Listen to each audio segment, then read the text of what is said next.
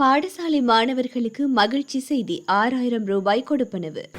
சத்தியாகிரகத்தை கைவிட்டார் விமல் வீரவன்ச. அரசாங்கம் எடுத்த திடீர் முடிவு. நாட்டை நாசமாக்கிய விமல் வீரவன்ச இப்பொழுது உண்ணாவிரதம் இருப்பது வேடிக்கையாக இருக்கின்றது. அரசியல்வாதி பகிரங்கம். உயர் தொழில்நுட்ப கேமராக்கள் பயன்படுத்தி பெண்களை இரகசியமாக காணொளியாக்கி மிரட்டி பணம் பறிக்கும் கும்பல். பயணிக்கும் வாகனங்களை துரத்தி சேதப்படுத்தியவர் கைது. மஹிந்தவிடமும் சென்று பிரியாவிடை பெற்ற அமெரிக்க தூதுவர் ஜூலி ஷேக். லால்காந்த மதவெறுப்பை தூண்டுகிறார் கொந்தளிக்கும் நாமல் ராஜபக்ச.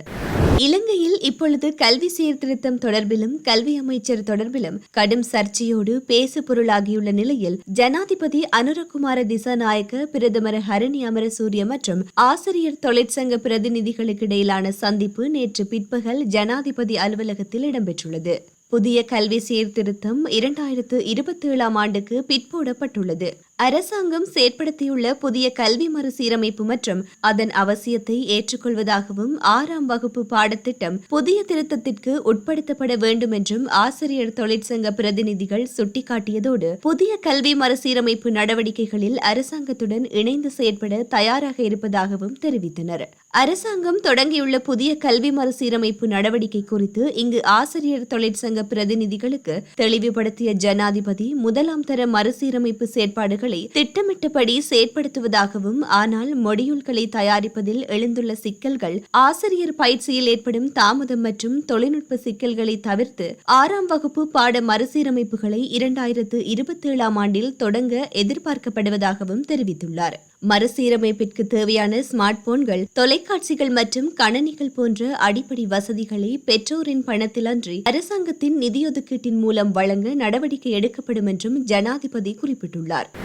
விமல் வீரவன்சவின் தற்போதைய அரசியல் செயற்பாடுகளை கடுமையாக விமர்சித்துள்ள ஜனநாயக தேசிய கூட்டமைப்பின் தேசிய அமைப்பாளர் நிருக்சகுமார, நாட்டை பொருளாதார ரீதியாக படுகொலியில் தள்ளியவர்களுக்கு மக்கள் குறித்து பேச எந்த உரிமையும் இல்லை என்று குறிப்பிட்டுள்ளார். கடந்த காலங்களில் இந்த நாட்டு மக்கள் எரிபொருள், மின்சாரம் மற்றும் அத்தியாவசிய பொருட்களுக்காக நீண்ட வரிசைகளில் நின்று சொல்லுண்ணா துயரங்களை அனுபவித்த போது இந்த விமல் வீரவன்ச எங்கே ஒளிந்திருந்தார் என கேள்வி எழுப்பிய அவர், ராஜபக்சர்களுடன் இணைந்து நாட்டை திவாலாக்கியதில் இவர்களுக்கும் முக்கிய பங்கு உண்டு என குற்றம் சாட்டியுள்ளார். தற்போது கல்வி மறுசீரமைப்பில் உள்ள பாலின கல்வி தொடர்பான விடயங்களை தவறாக சித்தரித்து விமல் வீரவன்ச அரசியல் லாபம் தேடுவதாகவும், 8ஆம் வகுப்பு கூட தேராத அவருக்கு கல்வி மறுசீரமைப்பு பற்றி பேச தகுதியில்லை என்றும் அவர் காரசாரமாக கேள்வி எழுப்பியுள்ளமை குறிப்பிடத்தக்கது. அஸ்வஸ்மா நலன்புரி திட்டத்தின் கீழ் உள்ள குடும்பங்களின் பிள்ளைகளுக்கு பாடசாலை உபகரணங்களை வாங்க ஒரு பிள்ளைக்கு 6000 ரூபாய் வீதம் பணம் வழங்குவதற்கு அமைச்சரவை அங்கீகாரம் வழங்கியுள்ளது.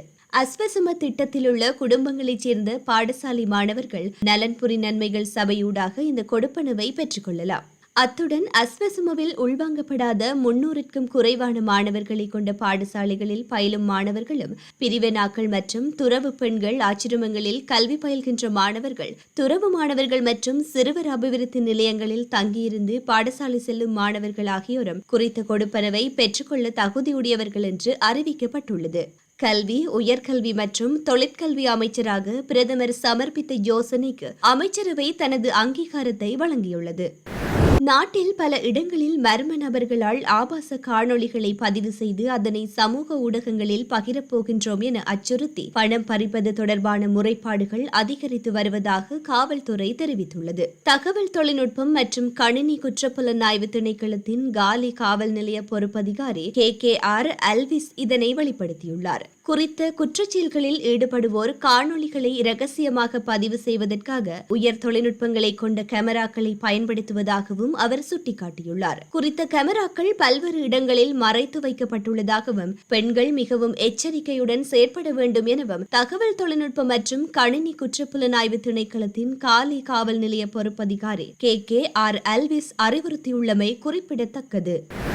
விவசாய அமைச்சர் கே.டி. லால்காந்த் மதவெறுப்பை பரப்புவதாகவும் பௌத்தம் மற்றும் மகா சங்கத்தினரை அவமதித்துள்ளார் என்றும் ஸ்ரீலங்கா பொதுஜன பெரமுனவின் நாடாளுமன்ற உறுப்பினர் நாமல் ராஜபக்ச குற்றம் சாட்டியுள்ளார். அமைச்சரின் சமீபத்திய கருத்துகள் 2007ஆம் ஆண்டு 56ஆம் எண் கொண்ட சர்வதேச சிவில் மற்றும் அரசியல் உரிமைகள் உடன்படிக்கை சட்டத்தை மீறுவதாகவும் மிகிந்தலை ராஜமகா விகாரையின் தலைமை பிக்குவை அமைச்சர் லால்காந்த் சமீபத்தில் அவமதித்ததாகவும் வளவாங்குனவேவ தம்மரதன தேரரை அவமதிக்கும் வார்த்தைகளில் குறிப்பிட்டதாகவும் நாமல் கூறியுள்ளார். லால்காந்த மீது அனுர அரசாங்கம் என்ன சட்ட நடவடிக்கை எடுக்க விரும்புகிறது என நாமல் கேள்வி எழுப்பியுள்ளார். குறித்த குற்றத்தை ஒரு சாதாரண குடிமகனோ அல்லது எதிர்க்கட்சி உறுப்பினரோ செய்திருந்தால் அதிகாரிகள் ஏற்கனவே நடவடிக்கை எடுத்திருப்பார்கள். ஆனால் இந்த விடயத்தில் அரசாங்கம் அமைதியாக இருக்கிறது என்றும் நாமல் தொடர்ந்தும் குற்றம் சாட்டியுள்ளார்.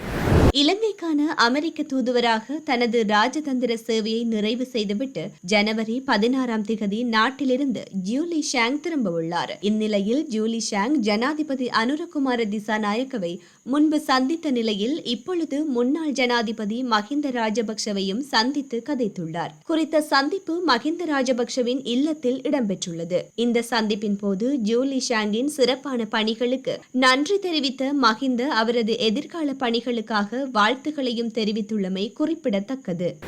பொங்கல் பண்டிகைக்காக யாழ்ப்பாணம் வரவுள்ள ஜனாதிபதி அனுரகுமார திசாநாயக்க ஊர்காவற்துறையில் உள்ள சுற்றுலா மையமான கடற்கோட்டை விவகாரத்திற்கு தீர்வு தர வேண்டும் என ஊர்காவற்துறை பிரதேச சபையின் தவிசாளர் அன்னராசா வேண்டுகோள் விடுத்துள்ளார். ஊர்காவற்துறை கடற்கோட்டை என்பது ஒரு பாரம்பரிய பிரபல சுற்றுலா தலமாக உள்ளதோடு ஊர்காவற்துறை பிரதேச சபையின் ஆளுகைக்குள் உள்ளது. இது கடற்படையினரின் கட்டுப்பாட்டில் உள்ளது. இதனை தொல்லியல் திணைக்களத்தினர் மற்றும் கடற்படையினர் பயன்படுத்தி வருகின்றனர். கடற்படையினரின் கட்டுப்பாட்டில் இந்த கடற்கோட்டை இருப்பதோ தொல்லியல் திணைக்களத்தின் பராமரிப்பில் கடற்கோட்டை இருப்பதோ எமக்கு பிரச்சனை இல்லை. இந்த கடற்கோட்டைக்கு ஊர்காவற்துறை துறைமுகத்திலிருந்து 4 நிமிடங்களில் செல்லக்கூடிய நிலை உள்ளது. எனவே எமது ஆளுகைக்குள் உள்ள துறைமுகத்திலிருந்து எமது ஆளுகைக்குள் உள்ள கடற்கோட்டையை சென்று பார்வையிடுவதற்கு ஜனாதிபதி நடவடிக்கை எடுக்க வேண்டும். சுற்றுலா பயணிகள் எமது பாரம்பரிய துறைமுகங்களில் ஒன்றான ஊர்காவற்துறை துறைமுகத்திலிருந்து கடற்கோட்டைக்கு சென்று வருவது ஊடாக பிரதேச சபையின் வருமானம் அதிகரிக்கும். அத்துடன் நமது பகுதிக்கு சுற்றுலா பயணிகள் எண்ணிக்கை அதிகரிக்கக்கூடிய சந்தர்ப்பமும் உள்ளது.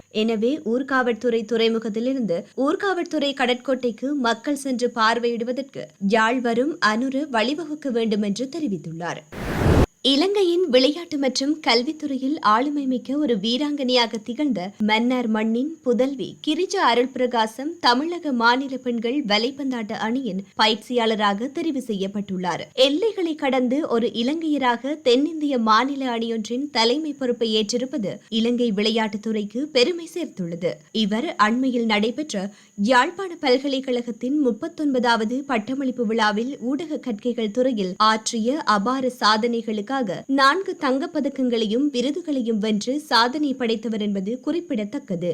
விளையாட்டுத் துறையில் யாழ்ப்பாண பல்கலைக்கழக ரீதியாக பல்வேறு சாதனைகளை படைத்த கிரிஜா தற்போது தனது பயிற்சியாளர் பணியின் மூலம் தமிழகத்தின் விளையாட்டு அரங்கில் தடம் பதித்துள்ளதோடு மன்னாரிலிருந்து கல்வியிலும் விளையாட்டிலும் ஒரே நேரத்தில் சிகரம் தொட்ட இவரது வெற்றி எதிர்கால இளம் வீராங்கனைகளுக்கு ஒரு உத்வேகமாக மாறியுள்ளமையும் குறிப்பிடத்தக்கது.